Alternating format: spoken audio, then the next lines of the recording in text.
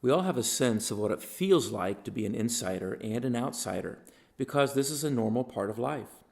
Let's take John, for example, who now considers himself part of a group where once he felt uncomfortable and out of place, but now describes belonging, connection, and comfort within the group. Here he is finally an insider. Where and when we experience insider and outsider feelings, however, is different for each person. Let's look at 4 different ways we experience life as insiders and outsiders. When we are an insider, meaning we officially belong as a member of a group and we feel connected and have a sense of belonging, then we are an insider who feels on the inside. In this situation, life is good. We feel blessed. We live life more lightly as insiders. For example, when we are in a bicycling group, a book club, a faith group, or a tightly knit community, and we feel connected and have a sense of belonging, then we experience the fulfillment of being insiders. Let's meet Cassie as she describes her insider experience. It took some getting used to, and I'm naturally a little more introverted, a little bit quieter, and so it really just took putting myself out there, no matter how hard it may be, and it was hard, trying to interact with that many new faces day in and day out was difficult. I don't know anyone here in Columbus, and so it was a challenge every day to find that right group, find those people, and see who I could and who I didn't click with. And eventually, through trial and error and a lot of different efforts, I found a lot of great non-for-profits that I work with now. I'm really happy where I work. The people that I work with are really great.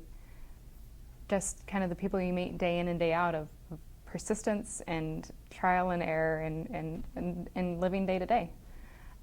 So now in the city of Columbus, I have at least 3 or 4 different non-for-profits that I work with. These are things that I'm passionate about, so that helped me click with those groups because we could kind of meet in the middle of this is what I'm interested in, this is what you're interested in as well.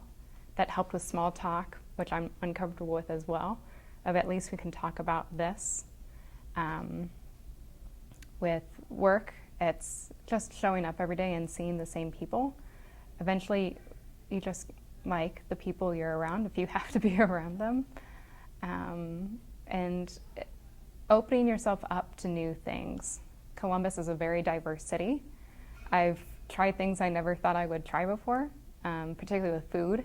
And food is another great thing to bring people together. So in my friend group, I've tried a lot of different food from a lot of their host nations where they've lived or where they may actually come from. When you have good food, people really kind of open up. That's another way to feel a little more comfortable. Unlike the insider experience, feeling like an outsider indicates there is a barrier between people. A barrier can come from within, fear, hesitancy to join in, or it can come from obstacles within the environment, like rules that seem to apply to some and not to others. Now let's experience an outsider in its true fashion, as Dale describes feeling like an outsider in a place where he is thought by others to be on the inside. Well, I am a singer-songwriter, and I have been blessed with several opportunities to go to various places, different venues, and give concerts, and also leading worship at a lot of different churches, various denominations. And it's always great because there's always a united feeling, you know, like we're connected. No matter what church I go to, they're always welcoming. And but there have been a couple of times where that really hasn't been the case. Where there was one particular time I was invited to give an evening of worship, and an elder there let me know right away that he didn't care too much for my shoes. I thought, okay, all right. And I thought maybe he was going to offer to buy me some. But no. And then there was another time that I had been asked to do a special at a church. I think maybe during the offering or something. And so the pastor introduces me as the guy with long hair who's going to get up and do a song. And then he goes on to say, where else can you go to to hear a guy with long hair sing a Christian song. So, and I was, just sitting here remembering those times. There was a church that I had gone to,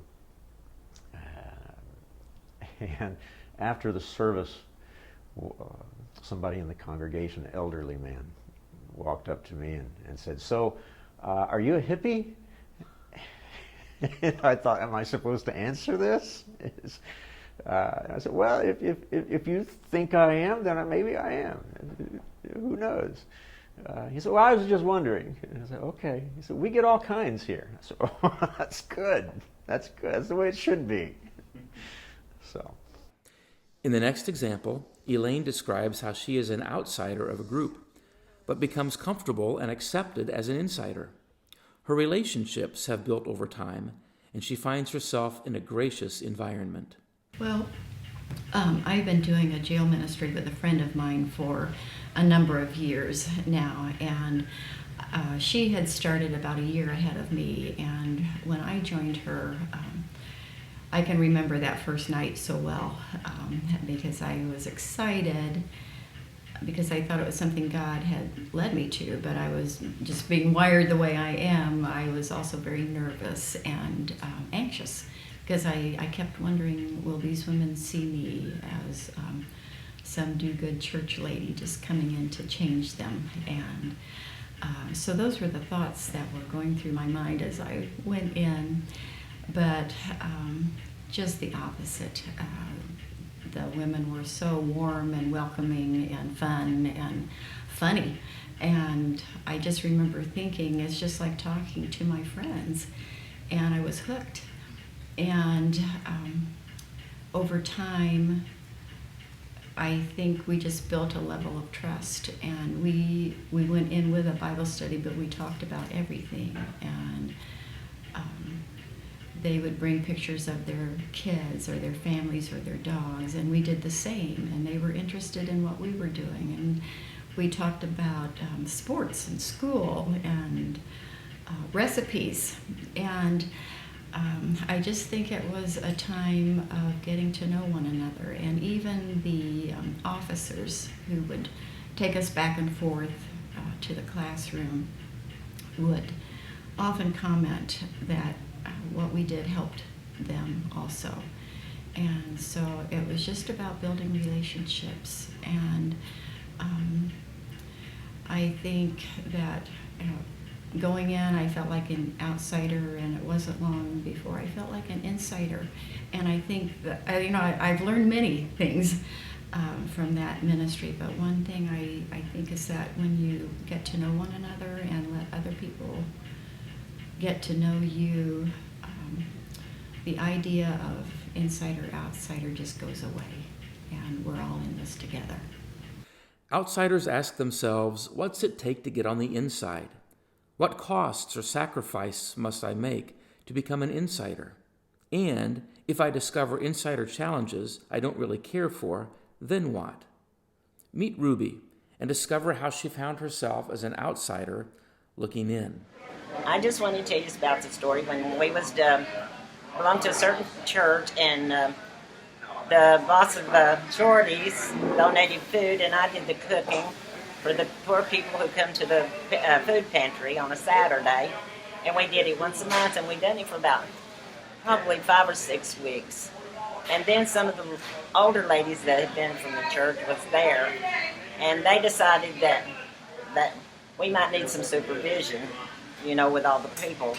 So after about 5 or 6 weeks, they come to me and told me that I was overfeeding the people, and I was giving them too much because more and more people were coming every time we had the food pantry, and they loved the food, and because we treated them really good.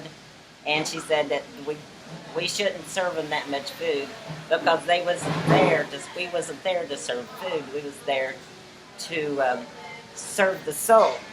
And I said, and it kind of made me angry because some of these people couldn't walk.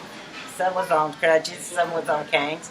We even had one guy that was blind, which I went and gave him his food and got his coffee, served him. And she said, you shouldn't treat these people like this because they'll expect it every time they come. To conclude today's time together, let's take a moment to consider insider and outsider relationships in your life and how you intend to use the art of invitation. Learning the art of invitation can be for you a personal journey of growth and discovery as you seek consistency in experiencing invitation and extending it to others. It may be that you want to build relationships, even when it's uncomfortable or unfamiliar. Relationships that need restoring can be a motivator for learning the art of invitation. It's quite possible that you are in a position to help others who are seeking to strengthen their relationships, and you are looking for new ideas and new techniques to share with them. It may be that you're in a church or an organization or some other kind of group, and you want outsiders to feel like insiders. You want to extend what you have to others. Or perhaps you are leaving a relationship and you want to part in a way that demonstrates value and worth for each person and also takes into consideration the need for separation. Whatever the reason is for joining this journey, welcome. Let's learn together as we embrace the art of invitation.